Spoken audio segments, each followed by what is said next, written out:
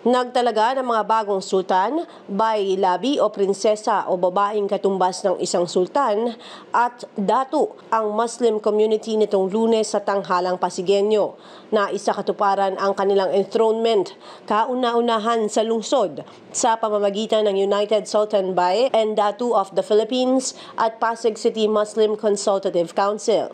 Malaki ang Muslim community sa lungsod ng Pasig mula sa iba't ibang barangay at nasa mahigit 600 mula sa nasabing komunidad ang dumalo sa isinagawang pagtitipon. Nasaksihan din ang makasaysayang ritual na ito ng ilan sa mga bisitang barangay officials. Nagputong ng korona at nagkabit ng sash sa mga bayi-labi at sa iba pang mga kapatid nating Muslim na itinalaga bilang mga datu at sultan. Nabatid na hindi basta-basta at may kaakibat na responsibilidad ang pagluluklok sa kanila. Binubuhay sa nasabing aktibidad ang mga tradisyon ng kanilang mga ninuno.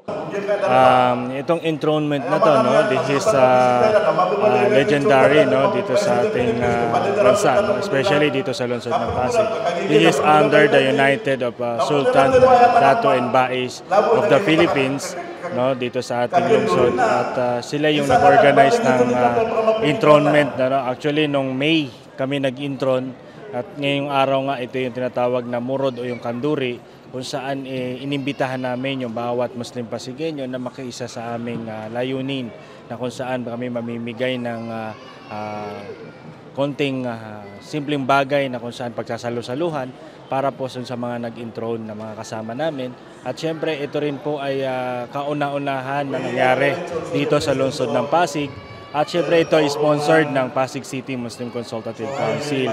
And alam nyo, itong nangyaring enthronement na to is kauna-unahan at history sa lungsod ng Pasig, lalo na yung nangyari kahapon, yung motorcade, grabe ang haba. At syempre papasalamat din kami doon sa mga taong sumuporta sa amin. Unang-una na dyan, syempre ang LGU, Local Government Unit, sa pangunguna ni Mayor Vico Soto, at syempre ang St. Gerard Corporation, no, kung saan nagbigay sila ng mga kailangan namin tulad ng mga sasakyan, no, pati yung kanilang medic nandun din sa aming caravan, na kung saan full support sila sa aming hadikain at layunin na makapagbigay ng magandang imahe sa lungsod ng Pasig, no, bilang isang mga Muslim dito sa lungsod ng Pasig. So, ito nga enthronement ay organized ng United of Sultan and Bae and Datu, no, in the Philippines. Actually, hindi naman sinasadya, no, dahil talaga nagkataon yung kahapon na caravan namin is Islamic New Year, no, yung pagpasok ng 1446, no. Siguro yun na yung pagkakataon din na nagkataon yun, at papasalamat kami dahil iisang celebration na lang yung ginawa namin. Yung Islamic calendar kasi is nagsimula siya on the Prophet Muhammad, peace be upon him, compare dito sa Gregorian calendar natin na nagsimula nung panahon ni Hesus Kristo. Ang Sultanate kasi is every 3 years or 5 years, no?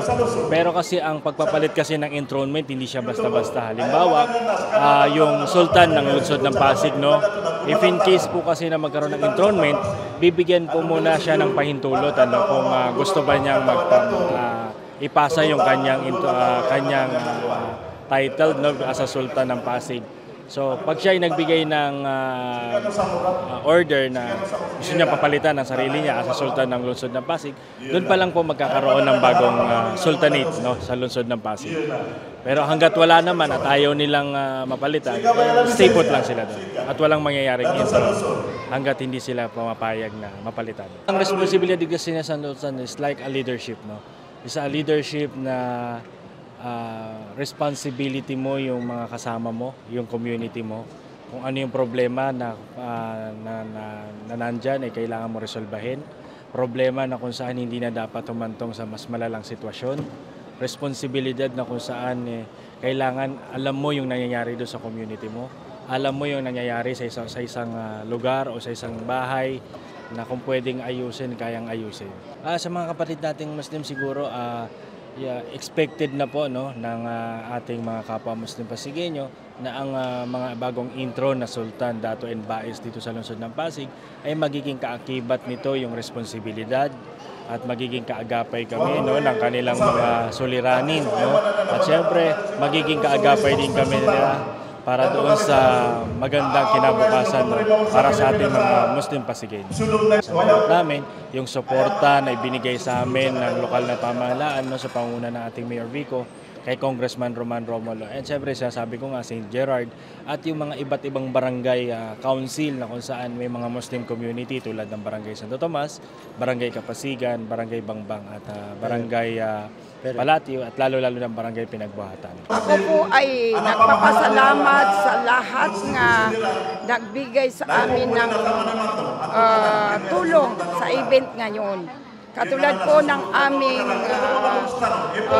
mahal na Mayor Vico Soto, siya rin po ang aming chairperson sa Pasig Muslim Consultative Council at ang si Ma'am Sara Iskaya, sinuportahan po kami sa Mirinda po ng event na to. Nasa programa kami ng aming Sultan and Imam Vice of the Philippines.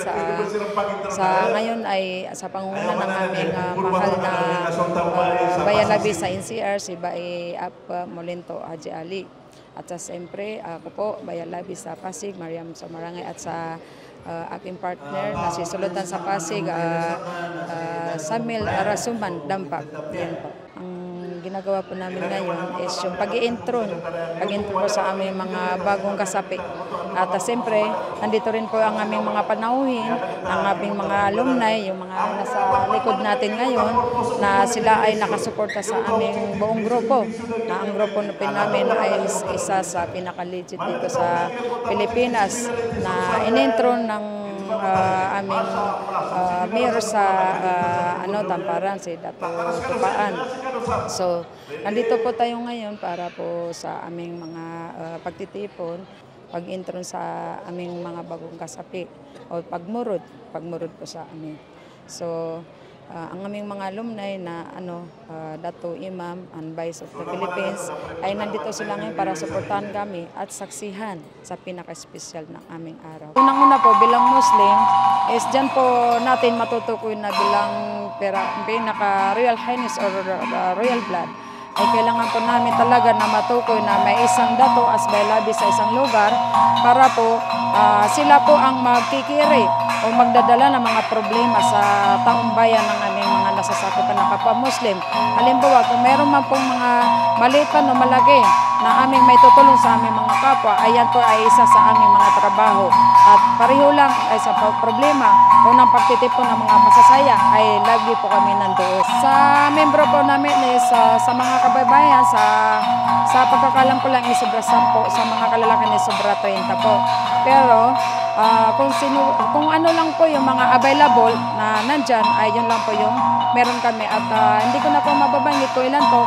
Makikita niyo naman sa aming mga nakasabit na yan lang po yung mga coronation na meron po sa ngayon. Kasi ang pinaka-importante po sa mga yan is mayroong na ituturo na 2 leader, ang bayalabi at isang sultan. Ibig sabihin isang queen and king. Nagkataon lang talaga na naitapat kami.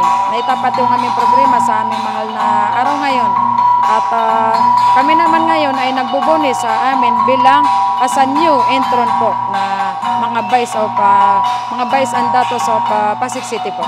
Para po sa mga kapatid naming Muslim, ang pagtitipon na po ito ay hindi po isang programa na pagpapakita ng kung ano man dyan. Ito ay programa na pagpapakita na ang mga sinaunang panahon ng aming mga ninuno ay aming binubuhay. Kasi ika nga nila, ang buhay ng isang Muslim as a culture is very colorful po. As a colorful, masaya, na nagkakaisa. Yan po yung pinaka-topic doon. Yung pagkakaisa ng isang mga Muslim, mga datos, kasi ang pagiging datos as a vice of the Muslim Moro po is hindi po basta-basta. Mabigat po yan. Kumbaga, pinipili po kung sino po yung nababagayan sa kanya. Lalo na po sa aming lugar. Hindi po basta-basta makasot ng ganitong katungkulan kung hindi ka naangkop sa ibibigay sa iyo na trono. Kasi nga, ika nga nila, nakakagaba po kapag hindi po nababagay sa iyo. Kasi once na ikaw ay nabigyan ng isang trono, kailangan panindigan mo. Kumbaga, ikikiri mo lahat ng problema ng taong nasasakupan mo mga Muslim. Hindi lang yung Muslim, kahit wala po pinipili. Ito po ay Eid ng mga Muslim dito sa Pasig na ginanap po at ito ay under ng United Sultanate Dato' Imam and Vice of the Philippines. Kami po ay nakidalo dito sa event na ito dahil sa isa tayo sa natawag na sultan dito sa Pasig. Ako po ang tinalaga nilang sultan ng Pasig. Ay yung mga kamag-anak na yung iba galing pa ng Mindanao, pumunta lang dito dahil sa event na ito.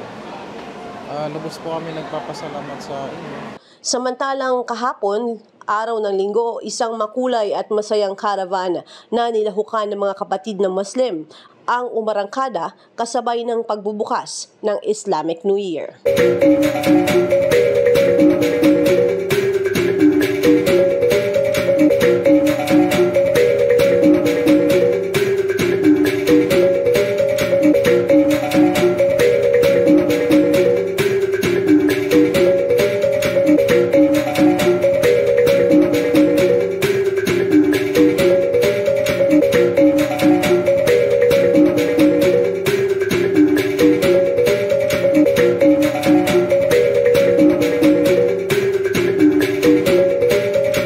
Ako si Luan Peñano para sa latest ng iNews Pasig.